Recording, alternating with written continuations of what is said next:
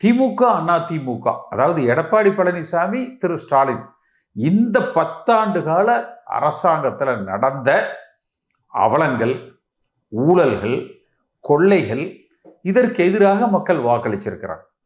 ஏன்னா மிகப்பெரிய ஒரு ஓட்டுக்கு 5000 ரூபாய் கொடுத்தாங்க. லால்குடியிலாம் குடும்பத்துக்கு 1 லட்சம் ரூபாய். அப்போ எத்தனை? ஒரு ஓட்டுக்கு 25,000 ரூபாய். பல தொகுதிகளில் ஒரு ஓட்டுக்கு 10,000, 15,000, 5,000, 2,000க்கு கீழே எங்கேயுமே இல்லை. அப்போ எவ்வளோ வேணாலும் கொள்ளையடிக்கலாம், காசு கொடுத்து ஓட்டு வாங்கிக்கலாம். இதை ஒரு நடைமுறை கலாச்சாரமாக 2 பேர் இணைந்து அதை செஞ்சிட்டாங்க. மக்கள் அதனால தான் அந்த ஊழலுக்கு முற்றுப்புள்ளி வைக்க வேண்டும் என்பதற்காக மொத்தம் 5 லட்சம் ரூபாய் செலவில் எம்எல்ஏ ஆனவங்க இருக்காங்க தாவேக்கால.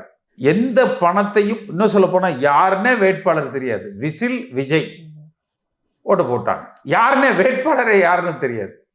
ஸோ அவ்வளோ பெரிய நம்பிக்கையை வைத்து வாக்களித்திருக்கிறார்கள்.